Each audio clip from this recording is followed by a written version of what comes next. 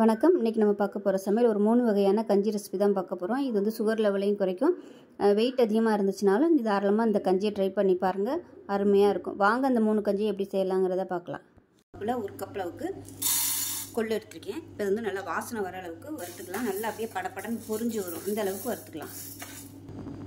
இப்போ கொள்ளு நல்லா வறுபட ஆரம்பிச்சிருச்சு. இந்த ஸ்டேஜில் ஒரு 4 துண்டு பட்டை சேர்த்துக்கலாம். அதே மாதிரி 1 டீஸ்பூன் அளவுக்கு சீரகம் அதையும் சேர்த்துக்கலாம். அதே மாதிரி 1/4 டீஸ்பூன் அளவு மிளகு சேர்த்துக்கலாம். செரிமானத்துக்கும் நல்லது, அதே சமயம் வெயிட் குறைக்கிறதுக்கும் மிளகு சீரகம் வந்து ஹெல்ப் பண்ணும், சுகரையும் கண்ட்ரோல் பண்ணும். ஸோ அதுக்காக இந்த பட்டை, மிளகு, சீரகம் இது 3 சேர்த்துருக்கோம்.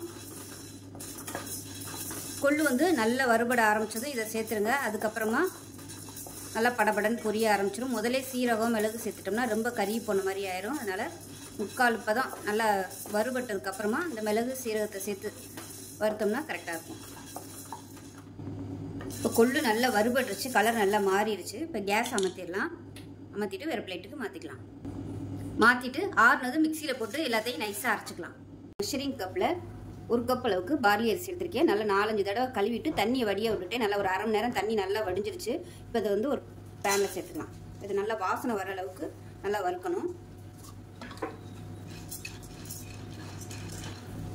பார்லி அரிசி நல்லா வறுபட்டுருச்சு, வெடிக்க ஆரம்பிச்சிருச்சு. இந்த ஸ்டேஜில் வேறு பிளேட்டுக்கு மாற்றிக்கலாம். இப்போ நம்ம அரைச்ச கொள்ளு பொடியிலேருந்து 1 கப் அளவுக்கு எடுத்துக்கலாம். நான் வந்து சின்ன மெஷரிங் கப் எடுத்திருக்கேன். நீங்கள் வந்து டம்ளரில் வந்து கனெக்ட் பண்ணிக்கோங்க. வந்து மெஷரிங் கப்பில் 1/4 கப் அளவு இருக்கும் இல்லையா, அதில் வந்து 1 கப் அளவு எடுத்துக்கிறேன். வெறும் அது வந்து கொள்ளு மட்டும்தான் சேர்த்துருக்கேன். இப்போ பார்லி வறுத்தது வந்து ஒரு 1/2 கப் அளவுக்கு சேர்த்துக்கலாம். 1/2 பங்கு.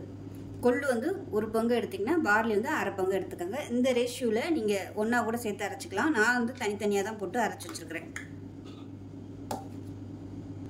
இப்போ தண்ணி சேர்த்துக்கலாம். இப்போ எந்த கப்பில் எடுத்தோமோ அதே கப்பில் ஒரு 6 கப் அளவுக்கு தண்ணி சேர்த்துக்கலாம்.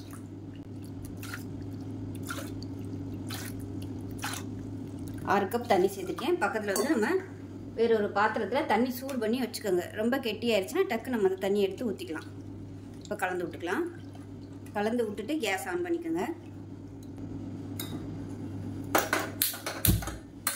இல்லை மிளகு சீரகம்லாம் போட்டிருக்கனால நல்ல வாசனையாக இருக்கும். இப்போ இதில் ஒரே ஒரு பூண்டு பல், அதாவது பெரிய பல்லாக 1 பல் பூண்டு வந்து நச்சு வச்சுருக்கேன். அதை சேர்த்துக்கலாம். இது கூடவே வெந்தயத்தூள் வந்து பொடி பண்ணி வச்சுருக்கேன், அதை சேர்த்துக்கலாம். நீங்கள் முழு வெந்தயம் கூட சேர்த்துக்கலாம். ஸோ என்கிட்ட பொடி இருந்ததுனால நான் வந்து அதை சேர்த்துருக்கேன். ஏன்னா கொள்ளு வந்து சூடு, அந்த சூட்டை வந்து பேலன்ஸ் பண்ணி கொடுக்குறதுக்காக வெந்தயம் சேர்த்துருக்கேன். இப்போ வந்து நல்லா கொதிக்கட்டும். இப்போ இதில் மஞ்சத்தூள் கொஞ்சமாக சேர்த்துக்கலாம். சுகர் பேஷண்ட் சாப்பிட்றவங்களா இருந்தால் மஞ்சத்தூள் வந்து சுகர் நல்லா கண்ட்ரோல் பண்ணும். இதில் போட்டிருக்க எல்லா பொருளுமே சுகர் பேஷண்ட்டாக இருக்கிறவங்களும் சாப்பிட்லாம். கொள்ளு வந்து சுகருக்கு அவ்வளோ நல்லது. கொள்ளு, பார்லி, பட்டையெல்லாம் பார்த்திங்கன்னா இன்சுலின் உற்பத்தியை நல்லா தூண்டும். அதுக்காக பட்டை சேர்த்துருக்கேன். அதே மாதிரி மிளகு, சீரகம் இது எல்லாமே பார்த்திங்கன்னா செரிமானத்துக்கு நல்லது. சுகர் லெவலும் சீரகம் நல்லா கண்ட்ரோல் பண்ணும், அதுக்காக தான் சேர்த்துக்கேன். இப்போ பாருங்கள் கெட்டியாகிட்டே வருதா. இப்போ இந்த ஸ்டேஜில் எவ்வளோ தேவையோ அதுக்கு தகுந்த மாதிரி தண்ணி சேர்த்துக்கோங்க, அட்ஜஸ்ட் பண்ணிக்கலாம். ஏன்னா நம்ம கொள்ளு பவுடர் சேர்த்துருக்கிறதுனால நல்லா கெட்டியாகி வரும். அதனால் பக்கத்தில் வந்து தண்ணி வச்சுக்கோங்க. வச்சுக்கிட்டு எவ்வளோ தேவையோ அந்த அளவுக்கு நீங்கள் தண்ணி சேர்த்துக்கலாம். இப்போ நல்லா கொதிக்கணும். கொதிக்கட்டும். பூண்டு ஃப்ளேவர் பிடிக்கலைன்னா நீங்கள் விட்டுடலாம். இடையில நல்லா கிளறி விட்டுகிட்டே இருக்கலாம். இல்லைன்னா அடியில் வந்து இந்த பவுடர் தங்கிக்கிறோம். அதனால் நல்லா கிளறி விட்டுகிட்டே இருக்கணும். இப்போ இந்த கஞ்சிக்கு தேவையான உப்பு சேர்த்துக்கலாம். வெயிட் லாஸ் பண்ணணும்னு நினச்சி இது சாப்பிட்றவங்க நிறைய தண்ணி குடிக்கணும். ஏன்னா கொள்ளு வந்து எடுத்துக்கும் போது தண்ணி நிறைய குடிச்சிக்கிட்டே இருக்கணும். அப்போ தான் உங்களுக்கு அந்த தேவையில்லாத நீர் எல்லாமே போகும். அதே மாதிரி பார்லி எடுத்துக்கும் போதும் நம்ம தண்ணி குடிச்சிக்கிட்டே இருந்தோம்னா தான் அந்த கெட்ட கழிவுகள் எல்லாம் அந்த யூரின் வழியாக வெளியே போகும். அப்போ தான் உங்களுக்கு உடம்பு வெயிட் வந்து குறையும். அதனால் கண்டிப்பாக தண்ணி எவ்வளோ தூரம் குடிக்க முடியுமோ அந்த அளவுக்கு தண்ணி குடிச்சிட்டே இருங்க. இப்போ வந்து பார்லி இல்லை, வெறும் கொள்ளு மட்டும்தான் இருக்குது அப்படின்னா இதில் உள்ள பொருட்கள் எல்லாமே போட்டு பார்லி இல்லாமல் நீங்கள் வெறும் கொள்ளு கஞ்சியாகவும் சாப்பிட்டுக்கலாம். விருப்பம் இருந்தால் பார்லியோட சேர்த்தும் நீங்கள் சாப்பிட்டுக்கலாம். இது வந்து சளி பிரச்சனைக்குமே நீங்கள் இந்த மாதிரி கஞ்சி வச்சு சாப்பிட்டிங்கன்னா நல்லாயிருக்கும். ஏன்னா இதில் உள்ள பொருள் எல்லாமே சளிக்குமே நல்லா கேட்கும். கொள்ளு, மிளகு, சீரகம் எல்லாமே வந்து சளி பிரச்சனைக்குமே சாப்பிட்றது நல்லா கேட்கும். சளிக்குமே உடம்பு நல்லா ஸ்ட்ரென்த்தாக இருக்கும், ஸ்ட்ராங்காக இருக்கும். இப்போ இன்னுமே நல்லா கொதிக்கட்டும். நல்ல வாசனையாக இருக்கும் இந்த கொள்ளு கொதிக்கும் போது. இப்போ நமக்கு கொள்ளு கஞ்சி ரெடி ஆயிடுச்சு. நல்லா அப்படியே பளபளன்னு வரும். அதே சமயம் ஃப்ளேம் வந்து அதிகமாக வச்சிங்கன்னா இந்த மாதிரி உங்களுக்கு அப்படியே நுறையாக வரும். அப்போ அந்த சமயம் வந்துச்சுன்னா நல்லா வெந்துருச்சு, ரெடி ஆயிடுச்சுன்னு அர்த்தம். லைட்டாக கொதிக்க ஆரம்பிக்கும் போது சிம்மில் விட்டுருங்க. ரொம்ப ஹையில் வச்சிங்கன்னா வற்றி போயிடும். அவ்வளோதான். இப்போ ரெடி ஆயிடுச்சு, அமர்த்திடலாம். அருமையான 3 in 1 கொள்ளு பார்லி கஞ்சி ரெடி ஆயிடுச்சு. சளி பிரச்சனை, உடல் எடை குறைக்கணும்னு நினைக்கிறவங்க, சுகர் குறைக்கணும்னு நினைக்கிறவங்க தாராளமாக அதை எடுத்துக்கலாம். ஸோ இந்த வீடியோ பிடிச்சிச்சுன்னா லைக் பண்ணுங்கள், கமெண்ட் பண்ணுங்கள், சேனலை சப்ஸ்கிரைப் பண்ணுங்கள், பக்கத்தில் உள்ள பெல் பட்டனை ப்ரெஸ் பண்ணுங்கள். நன்றி. இப்போ பார்த்தீங்கன்னா மெஷரிங் கப்பில் 1/2 கப் அளவுக்கு kattuyanam அரிசி எடுத்திருக்கேன். இது நல்லா 4-5 தடவை கழுவிட்டு தண்ணியை இருத்துட்டு நல்லா கொஞ்சம் ட்ரை ஆயிடுச்சு. இப்போ இதை வந்து மிக்சி ஜாரில் சேர்த்துக்கலாம். இப்போ மிக்சி ஜாரில் சேர்த்துட்டேன். இதை வந்து நம்ம ரவை பதத்துக்கு அரைச்சி எடுத்துக்கலாம். இப்போ நல்லா அரைச்சிட்டு வந்தாச்சு. இந்த மாதிரி குருணை மாதிரி இருக்கணும், அதாவது ரொம்ப நைஸாக இல்லாமல் கையில் வந்து நம்மளுக்கு அந்த அரிசி தட்டுப்படணும், அந்த அளவுக்கு இருக்கட்டும். இப்போ இது வந்து எவ்வளோ இருக்கும் நம்ம டம்ளரில் அளந்துக்கலாம். இப்போ பாருங்கள், இந்த டம்ளரில் 3/4 டம்ளர் அளவுக்கு இருக்குது. இப்போ ஒரு குக்கர் எடுத்துக்கலாம். இப்போ நம்ம பொடிச்ச அந்த kattuyanam அரிசியை இதில் சேர்த்துக்கலாம். இப்போ இதில் தண்ணி சேர்த்துக்கலாம். இந்த டம்ளரில் தான் 3/4 டம்ளர் அளவுக்கு அரிசி இருந்துச்சு, அதனால் இப்போ நம்ம தண்ணி சேர்த்துக்கலாம். 1 பங்குக்கு 4 பங்கு தண்ணி. இப்போ இதில் வந்து இந்த டம்ளரில் 3/4 டம்ளர் அளவு வந்து நான் எடுத்தேன், அதனால் 3/4 டம்ளர் அளவுக்கு 4 டம்ளர் தண்ணி ஊற்றிக்கிறேன். மொதல் 1 ஊற்றிருக்கேன், இப்போ 2, இது 3, 4, மொத்தம் 4 டம்ளர் தண்ணி ஊற்றிருக்கேன். இப்போ நல்லா கலந்து விட்டுடலாம். நார்மலாக நம்ம அரிசி வைக்கிற மாதிரி தான் இது. கொஞ்சம் பாரம்பரிய அரிசிங்கிறதுனால 1 டம்ளர் வந்து நான் எக்ஸ்ட்ரா வச்சுருக்கேன். அதாவது நார்மலாக நம்ம 1 டம்ளருக்கு 3 பங்கு தண்ணி வைப்போம், இது 4 பங்கு தண்ணி, அவ்வளோதான் வச்சுருக்கேன். இப்போ நல்லா கலந்து விட்டுடலாம். கலந்து விட்டுட்டு குக்கரை மூடி வச்சுட்டு நல்லா ஒரு 5 விசில் விட்டுட்டு ஸ்டீம் போனதுக்கப்புறம் பார்க்கலாம்.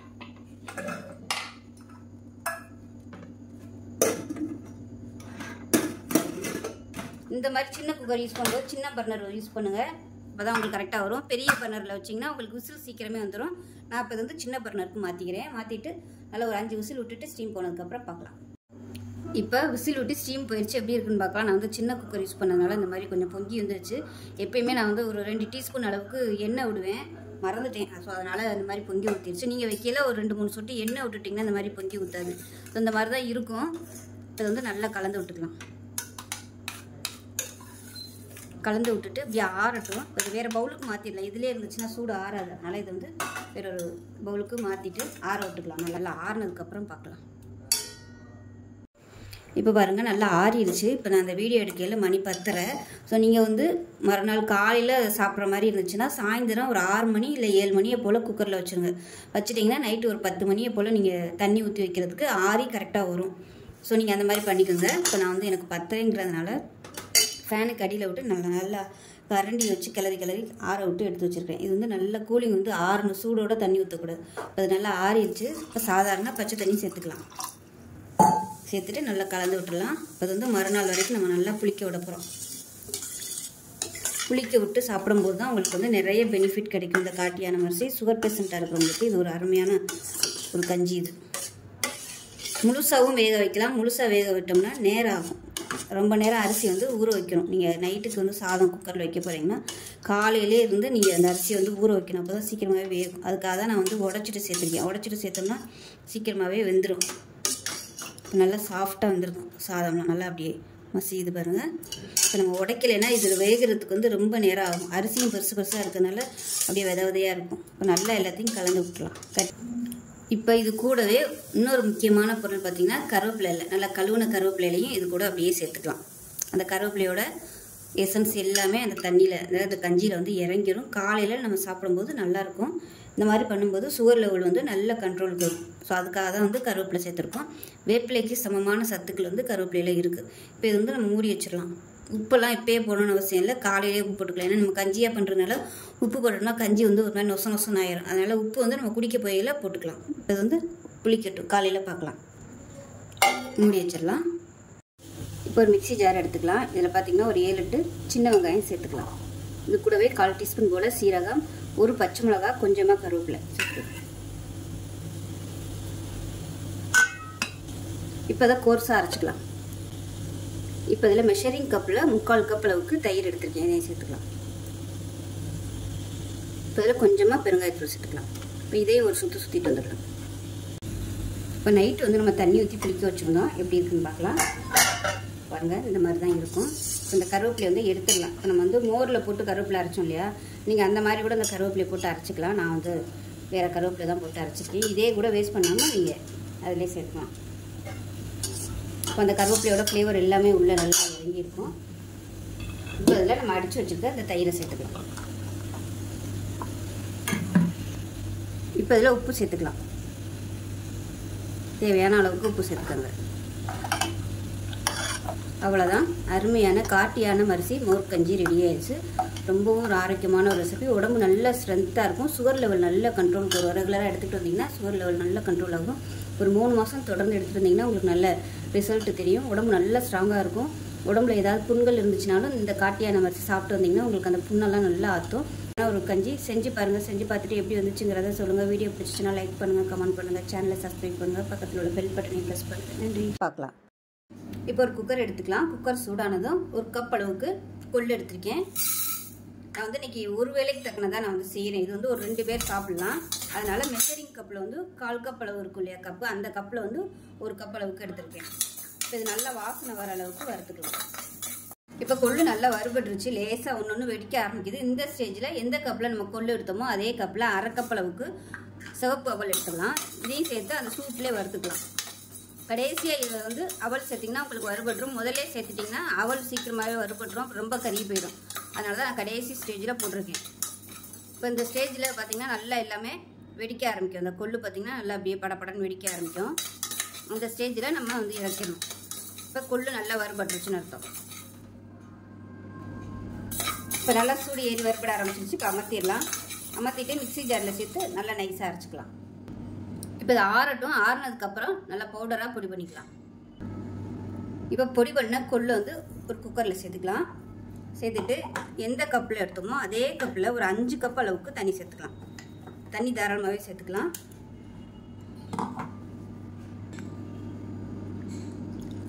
ஒன்று, 2, 3, 4, 5, 6. 5 சொன்னேன், 6 கூட நான் ஊற்றிருக்கேன். தண்ணி தரமாக ஊற்றிக்கலாம். ஏன்னா கொள்ளு சேர்த்துக்கிறதுனால பருப்பு ஐட்டம் தானே, அதனால் நல்லா கெட்டி ஆகிட்டே வரும். அதை நல்லா கலந்து விட்டுக்கலாம். இப்போ இதில் 10 வெந்தயம் சேர்த்துக்கலாம். ஏன்னா கொள்ளு வந்து சூடு, பயங்கரமான சூடு. அதனால் வெந்தயம் சேர்த்தோம்னா நல்லா கொஞ்சம் குளிர்ச்சியாகும். இப்போ வந்து கொள்ளுக்கு தேவையான அளவு உப்பு சேர்த்துக்கலாம். உப்பு சேர்த்துட்டு ஒரு 2 சொட்டு எண்ணெய் விட்டுக்கலாம். இல்லைன்னா உங்களுக்கு அந்த தண்ணி பூரா பொங்கி ஊற்றிடும். ஒரு 2 சொட்டு எண்ணெய் விட்டுக்கலாம். எண்ணெய் விட்டோம்னா பொங்கி ஊற்றாது. இப்போ குக்கரை மூடி வச்சிடலாம். மூடி வச்சுட்டு நல்லா ஒரு 5 விசில் விட்டுட்டு ஸ்டீம் போனதுக்கப்புறம் பார்க்கலாம். அப்புறம் மிக்ஸி ஜார் எடுத்துக்கலாம். இது வந்து ஒரு 3 சின்ன வெங்காயம் சேர்த்துக்கலாம். அதோட ஒரு கொத்து கருவேப்பிலையில் சேர்த்துக்கலாம். சின்னதாக ஒரு பச்சை மிளகா, இந்த அளவுக்கு போதும். இதுக்கு மேலே சேர்த்திங்கன்னா ரொம்ப காரம் ஆயிடும். அதனால் ஒரே ஒரு பச்சை மிளகா, கொஞ்சமாக கொத்தமல்லி. இது வந்து கொரன்னு அரைச்சிட்டு பார்க்கலாம். இப்போ 1/2 கப் அளவுக்கு தயிர் சேர்த்துக்கலாம்.